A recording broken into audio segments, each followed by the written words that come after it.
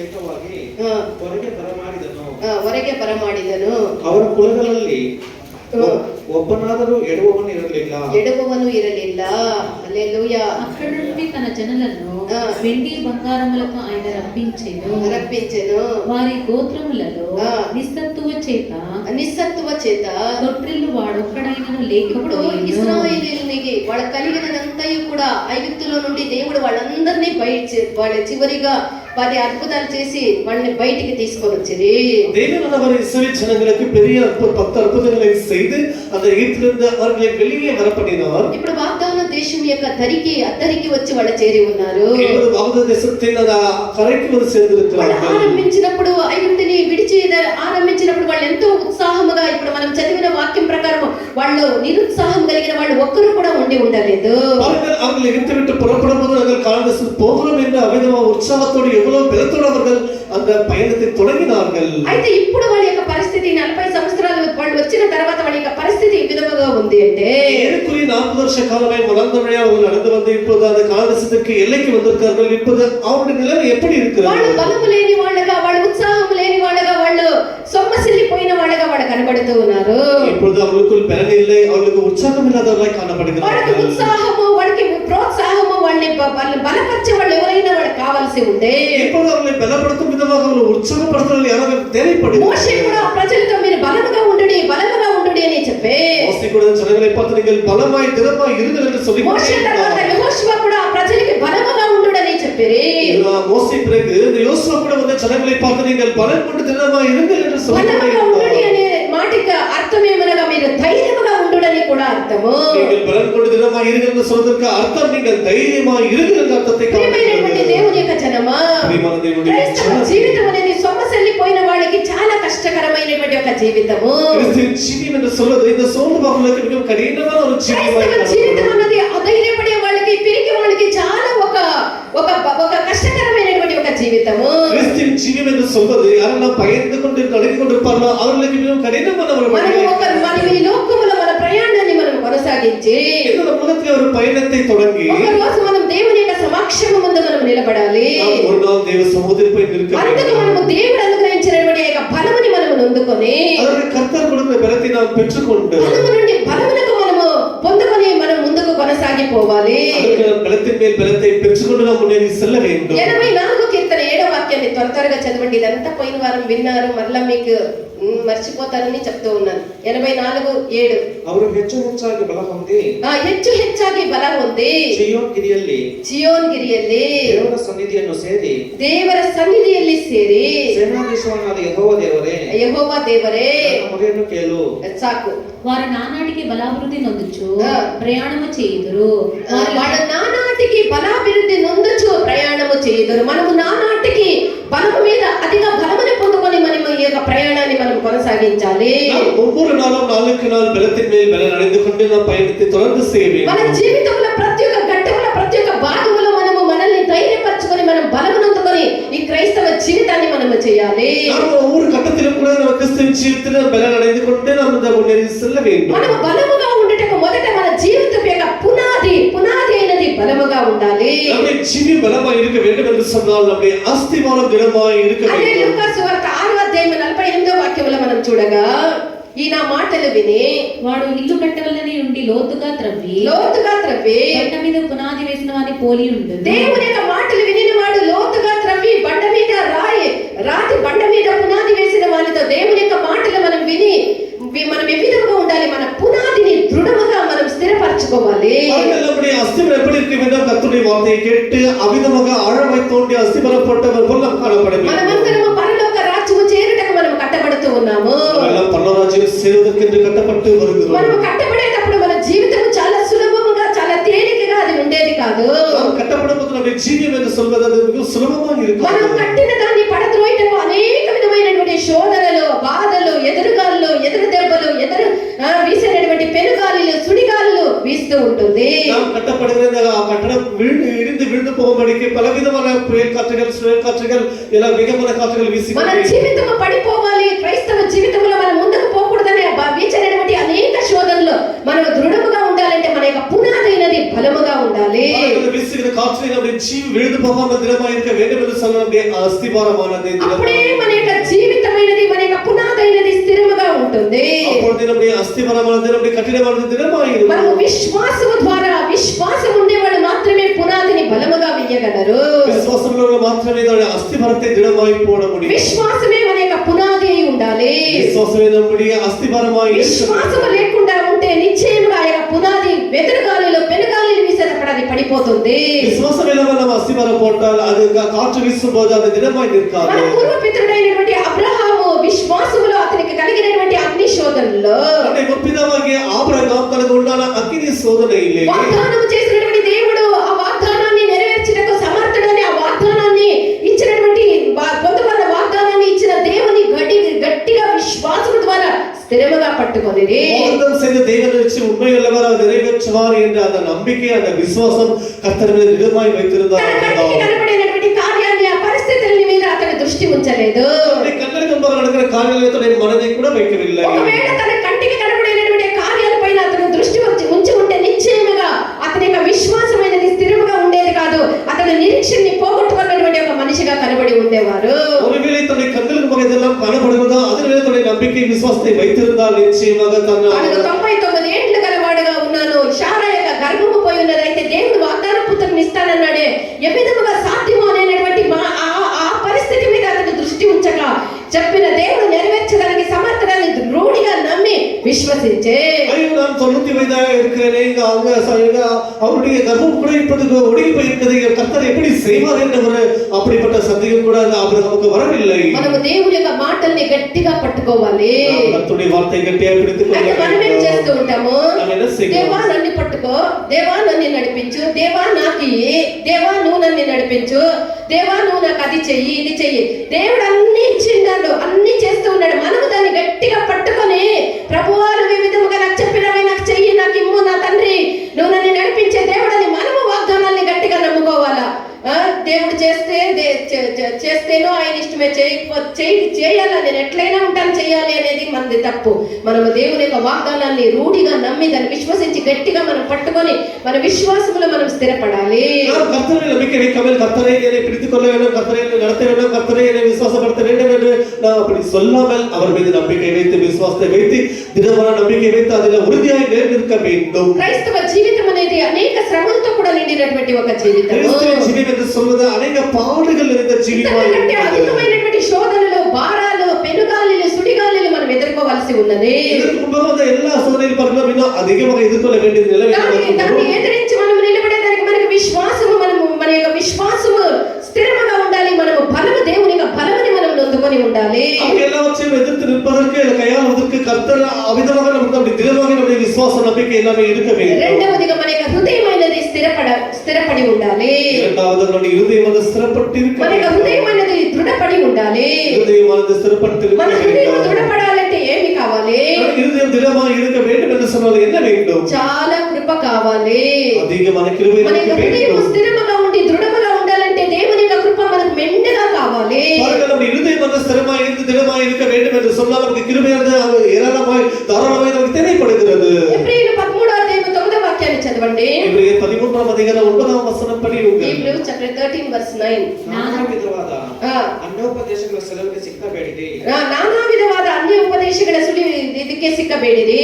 ದೇವರ ಕೃಪೆಯನ್ನು ಆದುಕೊಂಡು ಮನಸ್ಸನ್ನು ದೃಢ ಮಾಡಿಕೊಳ್ಳುವುದು ಉತ್ತಮವೇ. నానా విధములైన అన్య బోధల చేత త్రిప్పబడకుడి. నానా విధములైనటువంటి అన్య బోధల చేత త్రిప్పబడకుడి. భోజన పదార్థములను బట్టి కాక భోజన పదార్థ నానా విధమైనటువంటి అన్య బోధనలు. ఒక బిడ్డ బాగున్నాడంట, ஒரு பிள்ளை நல்லா இருந்தான வாலிப மாலப்பள்ளி. ஒரு ஊழியக்காரர் என்று சொல்லி போய் உன் பாதத்தை உன் கால் கிட்ட ஒரு சர்ப்பம் இருக்குது, அது உன் மூஞ்சியே పాతలు இருக்குது, அப்படியே ఎదురు బుసలు పెట్టుకొని నీ మూతనే చూస్తా ఉంది, నువ్వు జాగ్రత్తగా ఉండు అని చెప్పినాడంట. மறுநாள் அவர் அந்த ராத்திரியை அவன் தூக்கு மாட்டேங்குது, பாம்பு இருக்குதா, நான் எங்கே போனாலும் அது விடுறதில்ல, అది నువ్వు ఎక్కడికి పోయినానూ ఇడిచలేదు, నీ కాళ్ళకే చుట్టేసుకొని ఉంది, అది నిన్ను చూస్తా ఉంది, నేను కాటేస్తుంది అని చెప్పినాడంట. నేను ఎక్కడికి పోయినానూ ఇడిచలేదంట, అది నన్ను చుట్టుకొని ఉందంట అని చెప్పి వాడు భయపడి రాత్రి ఊరేసుకొని చచ్చిపోయాడు. మీకు అట్లయితుంది, మీకు ఇట్లా జరుగుతుంది, మీకు అట్లా వస్తుంది, నేను పూలలో పెట్టి ఎత్తుకొని పోయే మనకి సమాధికి కనపడింది అని చెప్పేదానికి సేవకులే కావాలన్నా. ఇవన్నీ నానా విధమైనటువంటి దుర్బోధనలకు మనం చెప్పి ఇవ్వకూడదు. అది ఆకాశం అంతా ఎత్తైనా సరే, పాతాళ లోకం అంతా లోతైనా సరే, విశ్వాసంతో ఇది జరుగుతుందంటే మనము దేవుని యొక్క పిల్లలు, సర్వోన్నతుడైనటువంటి దేవుని యొక్క పిల్లలు. బెదిరించేటటువంటి వాడు కాదు, పూచి మాటలు చెప్పుకొని బెదిరించకూడదు. మనము జరిగేదాన్ని కూడా ఆపేనంత శక్తిని దేవుడు మనకి ఇచ్చినాడు. హల్లెలూయా, హల్లెలూయా. వట్టి మాటలకి, నానా విధమైనటువంటి అన్య బోధనలకు మనం చెవి ఇవ్వరాదు. వీరన వార్తలకు అన్య బోధనలకు நாம் செவி கொடுக்க. చెవి ఇచ్చినట్లయితే మన యొక్క హృదయమైనది దృఢముగా ఉండదు. அப்படி செவி கொடுக்கும் என்று சொன்னால் మన హృదయమైనది కలవరపడిన అన్య బోధనలకు చెవిస్తే మన యొక్క జీవితమైనది నాశనానికి పోతుంది. మనది అవిధముగా అన్ని బోధనలకు సెవి கொடுக்கும் என்று சொன்னால் జీవితం అழிந்து పోయివిடும். ప్రేమతో నింపబడి ఉండాలి. హృదయం దేవుని అన్పిனால் నింపబడి இருக்க. మన యొక్క హృదయం, మన దేవుని యొక్క ప్రేమ మన యొక్క హృదయంలో ఏ విధముగా ఉండాలి అంటే కర్తరుని అన్పు మన హృదయத்தில் இருக்க வேண்டும் என்று சொன்னால் మరణమంత బలమైనదిగా యొక్క ప్రేమ, దేవుని యొక్క ప్రేమ మనకు ఉండాలి. அது மரணம் வரைக்கும் அப்படிப்பட்ட அன்பு பலமாக இருக்க வேண்டும். ప్రేమ ఒక అగ్ని అయి ఉన్నది. இந்த அன்பு என்று சொல்வது அக்கினி போன்றதா ఆ యొక్క అగ్ని ఎల్లప్పుడూ మన యొక్క హృదయంలో మండుతూనే ఉండాలి. அந்த அன்பு என்ற అగ్ని హృదయத்தில் ఎరిந்து கொண்டே ఎలాంటి చెడు క్రియలు, ఎలాంటి చెడు పురుగులు ఆ యొక్క అగ్ని మీద వచ్చి కూర్చునేదానికి వీలు కాదు. எந்த ஒரு கெட்ட பூச்சியும் இதோ கூட அந்த அன்பை என்ற அக்கினி மேல் உட்காரக்கூடாது. దేవుని యొక్క ప్రేమ సముద్రము, అగాధ సముద్రమును, సముద్ర జలములకు పోల్చబడి ఉన్నది. கர்த்தருடைய அன்பு திரளான தண்ணீர் பிரவாகத்திற்கு ஒப்பிடப்படுகிறது. దేవుని యొక్క ప్రేమ దహించినటువంటి అగ్నికి పోల్చబడి ఉన్నది. దేవుని అன்பు అழிக்க முடியாத அந்த అగ్నికి ఒప్పిడப்படுகிறது. పరమగీతములో 8వ అధ్యాయం 7వ వాక్యాన్ని చదవండి. ఉన్నత పాటు 8వ అధికారం 7వ వచనం పడి ఉంగలి. అగాధ సముద్ర జలము ప్రేమను ఆర్పజాలదు. అగాధ జలముల ప్రవాహము ప్రేమను ఆర్పజాలవు. నది ప్రవాహములు దాని ముంచివేయజాలవు. ముంచివేయజాలవు. ಜಲದ ರಾಶಿಗಳು ಪ್ರೀತಿಯನ್ನು ನಂದಿಸಲಾರವು. ಎಷ್ಟು ಸಮುದ್ರದ ಜಲರಾಶಿಗಳೇ ಆಗಲಿ ಪ್ರೀತಿಯನ್ನು ನಂದಿಸಲು ಸಾಧ್ಯವಾ? ಪ್ರೀತಿಯನ್ನು ಆರಿಸಲು ಸಾಧ್ಯವಾ? ಅದು ಸಾಧ್ಯವಿಲ್ಲ. திரளான தண்ணீர்களானது நேசத்தை அது அவித்து போட முடியாது. మనము దేవుని కృప పైన, ఆయన పైన మనం నిరీక్షణ కలిగి మన యొక్క ప్రేమను మనం కాచుకొని ఉండాలి. దేవుని మీద నమ్మిక வைத்து அவரை நம்பி அவர் அன்பிலே நாம் காத்திருக்க வேண்டும். దేవుని యొక్క ప్రేమ హృదయంలో ఎవరు కాచుకొని ఉంటారో వాళ్ళు అధికమైనటువంటి బలవంతులుగా ఉందరు. கர்த்தருடைய அன்பை హృదయంలో வைத்துக்கொண்டு யாரெல்லாம் அவருக்கு காத்திருப்பார்களோ అనేక ప్రవాహములు మన యొక్క ఆత్మకు విరోధముగా లేస్తుంది. అనేక పలవిధమైన ప్రవాహాలు நம்முடைய ஆவிக்கு விரோதமாய் పలవిధములైనటువంటి భోగ ఇచ్చలు మన యొక్క ఆత్మకు విరోధముగా, దేవుని యొక్క ప్రేమను ఆర్పేదానికి విరోధముగా లేస్తుంది. பலவிதமான இச்சைகள் கர்த்தருடைய அன்பை அழித்து போடும்படிக்கு அது எழுப்பிவிடும். దేవుని యొక్క ప్రేమ మన యొక్క హృదయంలో ఉన్న ఎడల கர்த்தருடைய அன்பு நம்ம హృదయத்தில் இருக்கும் వాటిని మనం జయించగలము. எல்லாவற்றையும் దేవుని యొక్క ప్రేమ మన యొక్క హృదయంలో తగ్గి ఉన్నట్లయితే, கர்த்தருடைய అன்பு நம்ம హృదయத்தில் குறைந்திருக்கும் వచ్చేటటువంటి యొక్క ఇచ్చలు, శరీరమైనటువంటి ఇచ్చలు, పాప భోగం యొక్క ఇచ్చలకు మనము లోబడి దేవుని యొక్క ప్రేమలో నుండి తొలగి ఆ పాపాలకి దాసులుగా మనం మారిపోదుము. దాన్ని ఎదిరించే బలం మనకు ఉండదు. இவ்விதமாக நம்மை தேடி வந்த இச்சைகளுக்கு நாம் அவிதமாக அதற்கு நம்ம கீழ்ப்படிந்து அவர்கள் ஒருமித்து நம்ம கர்த்தருடைய அன்பை விட்டு விடுவோம். ఆ పాప భోగాల్లో మనం పడి మన జీవితాన్ని మనం నాశనం చేసుకుంటాము. பாவத்தின் இச்சைகளை விழுந்து நம்ம ஜீவித்தை நாம் அழித்து మన యొక్క హృదయమైనది బలముగా ఉన్నట్లయితే, హృదయమైనది బలമായി ఆ పాప ఇచ్చలు వచ్చిన అది దహించబడిపోతుందే గాని అది మనల్ని పట్టుకునే దానికి వీలు కాదు. பாவத்தின் இச்சைகள் வந்தாலும் கூட அது எரிந்து போகவே தவிர நம்மை ఆయన ప్రేమను రుచి చూసినటువంటి పౌలు ఏమంటూ ఉన్నాడు? దేవుని అன்பை రుచి பார்த்த పరిశుద్ధ క్రీస్తు ప్రేమలో నుండి నన్ను ఎడబాపు వారెవరు? క్రీస్తుని అன்பை విட்டு என்னை ఆకలైన, దప్పికైన, నిర్వాణమైన, వస్త్రహీనత అయిన, చెరసాలైన ఏదైనా సరే దేవుని యొక్క ప్రేమలో నుండి నన్ను ఎడబాపగలదా? அது பசியாகிய பட்டினியாகி இல்லாத நிர்வாணமோ இது என்ன இருந்தாலும் கூட காவலோ இது இருந்தாலும் கூட கர்த்தருடைய அன்பை விட்டு எதுவுமே దేవుని యొక్క ప్రేమ నుండి మనం ఎడబార్చేటటువంటి ఒక్క కార్యం కూడా మనకు ఉండకూడదు. அவர்கள் கர்த்தருடைய அன்பை விட்டு பிரிக்கிற எந்த காரியம் நம்ம இருக்கக்கூடாது. ఎల్లప్పుడు ప్రభువా నీ ప్రేమలో నుండి నన్ను ఎవరు ఎడబాపరు అనేటువంటి ఒప్పుకోలు మనం అనుదినము చేస్తూ మన యొక్క జీవితాన్ని మనం నడుచుకొని పోవాలి. அன்பை விட்டு பிரிக்கிறது எந்த காரியங்கள் இருக்கக்கூடாது என்று நாம் அனுதினம் அறிக்கை பண்ணிக்கொண்டு நாம் ஜீவிக்க வேண்டும். 18వ కీర్తన 39వ వాక్యములో రాజైన దావీదు ఏమంటూ ఉన్నాడో చూడండి. సంగీతం 18వ அதிகாரம் 39వ వచనத்திலே அங்கே தாவீது ராஜா என்ன சொல்கிறார் பாருங்கள். యుద్ధమునకు నీవు నన్ను బలము ధరింపజేసితివి. యుద్ధమునకు నువ్వు నన్ను బలము ధరింపజేసితివి. నా మీదికి లేచిన వారిని నా క్రింద అణిచివేసి. నా మీదికి లేచిన వారిని నా క్రింద అణిచివేసితివి. యుద్ధ దినమునకు నన్ను ಬಲముగా నన్ను ಬೇರೆ ಭಾಷೆಗಳಲ್ಲಿ ನೀನು ನನಗೆ ಯುದ್ಧಕ್ಕಾಗಿ ಶೌರ್ಯವೆಂಬ ನಡುಕಟ್ಟನ್ನು ಬಿಗಿದಿದ್ದಿ. ಎದುರಾಳಿಗಳನ್ನು ಕುಗ್ಗಿಸಿ ನನಗೆ ಅಧೀನ ಎದುರಾಳಿಗಳನ್ನು ಕುಗ್ಗಿಸಿ ಅವರ ಬಲವನ್ನು ಕುಗ್ಗಿಸಿ ಅವರನ್ನು ಕುಗ್ಗಿಸಿ ನನಗೆ ಅಧೀನ ಮಾಡಿದ್ದೆ. ಈ ವಿಧವಾಗಿ ಎದುರಾಳಿಗಳೇ ಮಡಗಡಿத்து எங்க விதமாக கீழ்ப்படிய பண்ணினீர் என்று தாவீது சொல்கிறார். నాము 2వ అధ్యాయములో లయకర్త బయలుదేరి ఉన్నాడని చెప్పబడి ఉన్నది. நாமும் 2వ అధ్యాయం 1వ వచనమే సిద్ధపడిக்கிறవన్ పుறப்பட்டிருக்கிறார் என்று విశ్వాసాన్ని చెదరగొట్టి మన లయం చేసి మన ఆత్మిక జీవితంలో ఉండినటువంటి ఆశీర్వాదములు పెలుకొనడానికి సైతానుడు వాడు లయకర్తగా బయలుదేరి ఉన్నాడు. கர்த்தர் கொடுத்த எல்லா ஆசீர்வாதங்களும் நம்ம இடத்துல பிடுங்கி நம்மை சிதறடிக்கும்படிக்கு இந்த சாத்தான் வந்து கொண்டிருக்கிறார். కావున మనము దేవుడు అనుగ్రహించినటువంటి సర్వాయుధాలతో మనము వారిని ఎదుర్కొనేంత బలము ధరించుకొని మనము పోరాడాలి. அவன் சாத்தான் வரும்போது அவனை எதிர்த்து போராடும்படிக்கு கர்த்தர் கொடுக்கிற சகல விதமான அந்த சர்வாயுத பலத்தை నడుమునకు ఆ యొక్క సత్యమైనటువంటి దంటిని బాగా బిగించుకొని ఉండాలి. సాతాను ఎదుర్த்து పోరాడుம்படிக்கு நம்ம సత్యం என்ற కచ్చை நம்ம ఇరుப்பிலே కట్టుకొండి పదవాక్యముల నుండి ఉంది ఏమేం ఆయుధాలు మనం ధరించుకోవాలని ఆ ఆయుధాలన్నీ ధరించుకొని సత్యముని చేత పట్టుకొని వాక్యమైనటువంటి ఖడ్గమును ఎత్తుకొని దేవుని యొక్క సన్నిధానములో మనం ఈ సైతాన్తో మనం పోరాడవలసి ఉన్నది. எபேசியர் 6వ అధ్యాయంలో சொல்லப்படுகிறது கர்த்தர் கொடுக்கிற சர்வாயுத வரங்களை தரித்துக்கொண்டு நாம் சாத்தானோடு போராட வேண்டும். అప్పుడు మాత్రమే వారి యొక్క చేతుల్లో నుండి మనం జయముని తప్పించుకొని మనం జయముని పొందగలము. అప్పుడు మాత్రమే సాతానుడి కైಯಿಂದ తప్పించుకొని நாம் జయத்தை பெற முடியும். మనం తప్పించుకునేది మాత్రమే కాకుండా ఆ సైతాన్ని ఎదుర్కొని వారి మీద దాడి చేసి మనం జయము పొందుకునేదానికి కూడా దేవుడు మనల్ని బలపరచుదురు.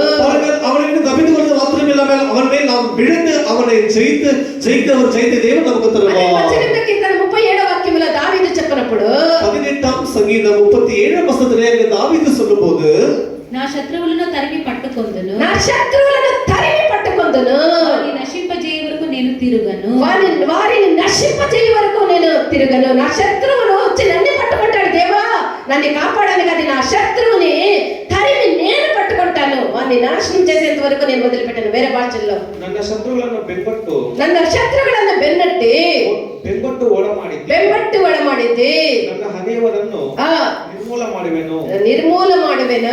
ಹಲ್ಲೆಲೂಯಾ. నా శత్రువులను వెనుక తరిమి పట్టుకొందును, ನನ್ನ శత్రువులను నిర్మూల ಮಾಡುವೆను. என் சத்துருக்களை பின்தொடர்ந்து பிடிப்பேன், அவர்களை నిర్మూలமாக்காமல் விட மாட்டேன் என்று தாவீது சொல்லுகிறார். సైతాను శత్రువైనది విశేషముగా యవ్వనుల మీదనే వాని యొక్క కన్ను. இது சாத்தானுடைய கண்கள் எல்லாம் வாலிப பிள்ளைகள் மீது தான் இருக்கும். ఎవ్విధముగానైనా వాళ్ళని లాగి పడవేయాలని వాని యొక్క ఉద్దేశము. எப்படியாக அவர்களை இழுத்து கீழே தள்ள வேண்டும் என்று మనము గత వారంలో విన్నట్టు అపోస్తల కాలంలో ఉన్నటువంటి యవ్వనస్తుల వలె మన యొక్క యవ్వనస్తులు కూడా దేవుని యొక్క సత్యమందు దృఢముగా ఉండాలి. అపోస్తల కాలంలో இருந்த வாலிப பிள்ளைகள் இப்ப நம்ம கூட இருக்க வேண்டும் என்று விதமாக வசனம் சொல்லுகிறது. యవ్వనస్తులారా మీరు శత్రువుని జయించి ఉన్నారు కనుక అని మనము 1 యోహాను 2వ అధ్యాయం 13వ వాక్యములో మనం చూస్తూ ఉన్నాము. 1 యోహాను 2వ అధ్యాయం 13వ వచనములో நீங்கள் வாலிப பிள்ளைகள் நீங்கள் சாத்தானை எதிராளி ஜெயித்திருக்கிறீர்கள் என்ற వచనం சொல்லுகிறது. కావున మనము దేవుని యొక్క సన్నిధానములో శత్రువుని ఎదిరించే బలముని మనం పొందుకోవాలి. நாம் தேவ சமூகத்திலே சாத்தானை எதிர்க்கிற அந்த బలத்தை பெற்றுக்கொள்ள వేదములో మన చేతులు మన మోకాళ్ళు కూడా బలమును అందుతుందని మనం చూస్తూ ఉన్నాము. ప్రస్తుత వేదాంతలో பார்க்கும்போது நம்முடைய தேவ சமூகத்தில் இருக்கும்போது நம்முடைய கைகள் நம்முடைய முழங்கால் எல்லாமே பலப்படுகிறது. దేవుని వాక్యము సడిలిన చేతుల్ని మోకాళ్ళని బలపరచని వాక్యములో మనం చూస్తూ ఉన్నాము. தேவ சமூகத்திலே வசனத்தை படிக்கும்போது நம்முடைய கால்கள் நம்முடைய கைகள் எல்லாமே பலப்படுகிறது என்று படிக்கிறோம். எபிரேயர் 12వ అధ్యాయం 12వ వాక్యాన్ని చదవండి. எபிரேயர் 12వ అధ్యాయం 12వ వచనం படிப்போமாக. కాబట్టి సడిలిన చేతులను సడిలిన మోకాళ్ళను బలపరచుడి. ಆದ್ದರಿಂದ ಜೋಲು ಬಿದ್ದ ಕೈಗಳನ್ನು ನಡುಗುವ ಮೊಣಕಾಲುಗಳನ್ನು ಸುಧಾರಿಸಿಕೊಳ್ಳಿರಿ. ತಮಿಳ್ல நெகிழ்ந்த கைகளையும் தளர்ந்த முழங்கால்களையும் நீங்கள் திரும்ப நிமிர்த்தி முடமாய் இருக்கிறது பிசகி போகாமல் சுத்தமாகும்படிக்கு உங்கள் பாதங்களுக்கு வழிகளை சிறைப்படுத்துங்கள். యెషయా 35:3వ వాక్యం చదవండి. యెషయా 35వ అధ్యాయం 3వ వచనం పఠించండి. Isaiah chapter 35 verse 3. ಜೋಲು ಬಿದ್ದ ಕೈಗಳನ್ನು ನಡುಗುವ ಮೊಣಕಾಲುಗಳನ್ನು ಬಲಗೊಳಿಸಿರಿ. సడిలిన చేతులను బలపరచుడి. తొట్టిల్లు మోకాళ్ళను దృఢపరచుడి. தளர்ந்த கைகளை திடப்படுத்தி தள்ளாடுகிற முழங்கால்களை బలపడుతుంగల్. ఈ యొక్క వాక్యములో చెప్పబడిన విధముగా இந்த வசனத்தில் சொல்லப்பட்ட விதமாக మన యొక్క అవయవములు కూడా బలపడాలి. అవయవములు కూడా బలపడ வேண்டும். దేవుని పనిని మనం ఎల్లప్పుడూ ఆసక్తితో చేయవారమై ఉండాలి. దేవుని క్రియలు ఎప్పుడూ ఉత్సాహంతో చేయగలలాగా కానపడ வேண்டும். దేవుని యొక్క పను సడిలిన చేతులతోనే మనం పనులు చేసేది, మన పనులు దేవుని యొక్క కార్యాలను చేసేదానికి సదా సిద్ధముగా ఉండాలి. பாருங்கள், நமக்கு தளர்ந்த கைகளோடு இல்லாமல் பலத்த கைகளோடு இருந்து கொண்டு கர்த்தருடைய கிரைகளை செய்வதற்கு எப்போதும் ஆயத்தமாக இருக்க வேண்டும். దేవుని యొక్క వాక్యములో అనేక పనుల్ని మంచి పనులని చెప్పబడి ఉన్నది. வேதத்துல படிக்கும் போது கர்த்தருடைய வேலைகள் எல்லாமே நல்ல வேலைகள் என்று தான் சொல்லப்படுகிறது. ఎన్నో కార్యాలు మంచి కార్యాలు ఉన్నది. ఆ కార్యాలను మనం చేయటకు మనం సదా సిద్ధముగా ఉండాలి. எல்லா காரியமே நல்ல காரியம் நல்ல வேலைகள் என்று சொல்லப்படுகிறது. எல்லாவற்றையும் செய்வதற்கு நாம் எப்போதும் ஆயத்தமாக இருக்க வேண்டும். 3వ అధ్యాయం 1వ వాక్యాన్ని చదవండి. தீத்து 3వ அதிகாரம் 1వ వచనం படியுங்கள். అధిపతులకును అధికారులకు లోబడి విధేయులుగా ఉండవలననియు ప్రతి సత్కార్యము చేయుటకు సిద్ధపడి ఉండవలెననియు అందరిలో సంపూర్ణమైన సాత్వికమును కనపరచుచు ఎవరిని దూషింపక జగడమాడని వారును శాంతులనే ఉండవలెను. మనము సత్కార్యములు చేయవలెనని ఇక్కడ మనం చూస్తూ ఉన్నాము. సకల విధమైన నற்கிரிகளை செய்யும்படிக்கு ஆயத்தமாக இருக்க வேண்டும் என்று வசனம் சொல்கிறது. వాక్యము వేదములో ఉండేటువంటి వాక్యము సడిలిన మన చేతుల్ని అది బలపరచినటువంటి వాక్యమై ఉన్నది. తలంత కైగளையும் తల్లాడుகிற முழங்கால்களையும் பலப்படுத்துற விதமாய் தேவனுடைய வசனம் இருக்கிறது. ఏం ఒప్పుకోలు చేయాలి? మనం எப்பொழுதுமே என்ன அறிக்கை பண்ண வேண்டும்? నేను కాదు నన్నే அல்ல, నేను కాదు. పౌలు చెప్పినట్లు నానల్ల ఇని నానల్ల ఇది ఇంకా నేను కాదు ఇది నానల్ల అనేటువంటి ఒప్పుకోలతో మనం ఉండాలి. அப்படிப்பட்ட அறிக்கையோடு நாம் இருக்க வேண்டும். ఇతరుల కంటే నేను ఎక్కువ ప్రయాసపడి ఉన్నాను అనేది మనం ఉండకూడదు. மற்றவர்களை பார்க்க அதிகமாக பிரயாசப்பட்டு என்ற அந்த ஒரு நிலைமை நமக்கு నేను అది చేసినాను నేను ఇది చేసినాను అని మనం చెప్పే వాళ్ళముగా ఉండకూడదు. ఎందుకంటే ఎక్కువగా దేవుని యొక్క పనులు చేసి అది నేను కాదు నాలో ఉండేటువంటి నన్ను బలపరిచి ఉన్నటువంటి క్రీస్తే అని చెప్పు వాళ్ళమై ఉండాలి. எல்லாரும் பார்க்கலாம் அதிகமான வேலைகளை செய்து நான் செய்தது நான் அல்ல என்று சொல்லுகிறவர்களாய் இருக்க வேண்டும். సడలిన మోకాళ్ళు బలహీనమైనటువంటి మోకాళ్ళని దేవుని యొక్క వాక్యము బలపరుస్తుంది. తల్లాడుகிற முழங்கால்களை தேவனுடைய வசனம் మోకాళ్ళు అనేది ప్రార్థనకు సాదృశ్యమై ఉన్నది. முழங்கால்கள் சொல்லுவது ஜெபத்தை காட்டுகிறது. ప్రార్థన మన యొక్క మోకాళ్ళు బలముగా ఉండి మనం ప్రార్థించేటువంటి వాళ్ళమై ఉండాలి. நம்முடைய முழங்கால்கள் பலமாக இருந்து நாம் ஜெபிக்கிறவர்களாய் இருக்க வேண்டும். అనేక క్రైస్తవులు తెలుసుకున్నట్లు మన ప్రార్థన అంటే ఏమి మనం వేడుకునేది ప్రభువా నాకు అది చెయ్యి నాకు ఇది చెయ్యి నాకు అదిమ్ము ఇదిమ్ము వాళ్ళకి అదిమ్ము ఇదిమ్ము అనుకుంటారు. అది కాదు, అంతే కాదు ప్రార్థన అంటే. ஜெபம் என்று சொன்னால் அநேக கிறிஸ்தவர்கள் நினைப்பது கர்த்தாவே எனக்கு அதை கொடு இதை கொடு என்று கர்த்தரிடத்தில் கேட்பதுதான் ஜெபம் என்று நினைக்கிறார்கள். உங்க கோழி 3 குஞ்சுங்க போடணும், என் கோழி 10 12 போட்டுடுனப்பா, వాళ్ళకి ఏ మేలు జరగకూడదు తండ్రి, మా ఇంటికి మాత్రం మేలు జరగల ஆண்டவரே. அவங்க எதுவுமே வாங்கக்கூடாது, எல்லாமே நானே வாங்கிடணும். இப்படி ஜபம் பண்றது நம்ம உட்காந்து ஆண்டவர் நம்ம ஜபத்தை கேட்டு சிரிப்பார். குழந்தைகளை போல இந்த குறும்பு என்ன கிள்ளிட்டியா உன்னை கிள்ளிடுறது. பசங்க ஒருத்தர் துப்பிட்டா அவங்க துப்பிட்டு ஓடி போயிடுறது, கிள்ளிட்டு அவங்க கிள்ளிட்டு ஓடி போயிடுறது. இந்த மாதிரி தான் நம்மளுடைய ஜபமும். ஆண்டவரே அவங்க ரொம்ப பண்றாங்கப்பா, என்ன நான் உன்னுடைய புள்ளப்பா, அவங்களுக்கு சரியான அடி கொடுத்துரு சாமி, அவங்களை அடிச்சிடப்பா. இதெல்லாம் இந்த ஜபங்கள் எல்லாம் ஆண்டவர் கேட்டு சிரிப்பார். இது மாத்திரமல்ல ஜபம் என்று சொன்னால் మన సడిలిన మన బలహీనపరచబడినటువంటి మోకాళ్ళు బలపడాలి. நம்முடைய தள்ளாடுகிற முழங்கால்கள் பலப்பட வேண்டும். ఏమి ఇంకా ప్రార్థన అంటే ఏమి? அப்படி என்றால் ஜெபம் என்று சொன்னால் రోమా 15:30 వాక్యం చదవండి. రోమర్ 15వ అధ్యాయం 30వ వచనం படிப்போமாக. సహోదరులారా, నేను యూదాయిలోనున్న అవిధేయుల చేతిలో నుండి తప్పింపబడి యెరూషలేములో చేయవలసిన ఈ పరిచర్య పరిశుద్ధులకు ప్రీతికరమగునట్లును నేను దేవుని చిత్తము వలన సంతోషంతో మీ యొద్దకు వచ్చి కొలొస్సీయుల 4:10 కొలొస్సీయుల 4వ అధ్యాయం 10వ వచనం படியுங்கள். నాతో కూడా చెరలో ఉన్న అరిస్తార్కును బర్నాబకు సమీప జ్ఞాతి అయిన మార్కును మీకు వందనములు చెప్పుచున్నారు. మీలో ఒకడు 12 మీలో ఒకడు క్రీస్తు యేసు దాసుడునైన ఎపఫ్రా మీకు వందనములు చెప్పుచున్నాడు. హెబ్రీయుల 5వ అధ్యాయం 7వ వాక్యం. శరీరధారి అయిన దినములలో మహారోదనతోను కన్నీళ్లతోను మరణం నుండి రక్షింపగలవానికి ప్రార్థనలను మహారోదనతో కన్నీళ్లతో తన మరణము నుండి విడిపించగలవానికి ప్రార్థనలను యాచనలను సమర్పించి భయభక్తులు కలిగి ఉన్నందున ఆయన అంగీకరింపబడి. హెబ్రీయుల 5:17 மாம்சத்தில் இருந்த நாட்களிலே மரணத்திலிருந்து ரட்சிக்க வல்லமை உள்ளவரை நோக்கி பலத்த சத்தத்தோடும் கண்ணீரோடும் விண்ணப்பம் பண்ணி வேண்டுதல் செய்து தமக்கு உண்டான பயபக்தி நிமித்தம் கேட்கப்பட்டு ఈ విధముగా బలమై తన మరణము నుండి తప్పించగలిగినటువంటి దేవునికి యేసు ప్రభు ఈ విధముగా ప్రార్థన చేసే బలత్త సత్తతోడు కన్నీటితోనూ ఆయన తండ్రి అయినటువంటి దేవునికి ప్రార్థన చేసే பாருங்கள் தம்மை மரணத்திலிருந்து ரட்சிக்க வல்லமையுள்ள பிதாவை நோக்கி இயேசுவானவர் அவர் பலத சத்தத்தோடு கண்ணீரோடு மிக வல்லமாய் ஜெபம் பண்ணியிருக்கிறார். గెత్సెమనే తోటలో ప్రార్థించినప్పుడు இயேசுவானவர் గెత్సెమనే తోటలో జெபం பண்ணிரும்போது ఆయన చెమట రక్త బిందువులుగా నేలన పడినంత బిగ్గరగా ఆయన ప్రార్థన చేసే அவருடைய வேர்வை துளிகளெல்லாம் ரத்த துளிகளா மாறும் அளவுக்கு அவர் ஜெபம் பண்ணியிருக்கிறார். మనము చెమట నీళ్లు కూడా కారేలేదు, నోరు కూడా ఆడేలేదు, పిలి పిలి పిలి పిలి అని కళ్ళు మిటికిరించుకొని స్తోత్రం అనేసి పోయి పండుకొని తినేసి పండుకొనేది. ఇదేనా ప్రార్థన? చెమట రక్త బిందువులుగా మారినంత బిగ్గరగా యేసు ప్రభు గెత్సెమనే తోటలో ప్రార్థన చేసే இயேசுவானவர் கெத்செமனே தோட்டத்தில் ஜெபிக்கும்போது அவருடைய வேர்வை துளிகள் எல்லாமே ரத்த துளிகளா மாறும் அளவுக்கு அவர் ஜெபம் பண்ணியிருக்கிறார். బలహీనమైనటువంటి మోకాళ్ళు కలిగిన వాళ్ళము எல்லாமே அவிதமாக பலவீனமான முழங்கால் உள்ளவர்களாய் ప్రార్థన చేయాలో తెలియదు.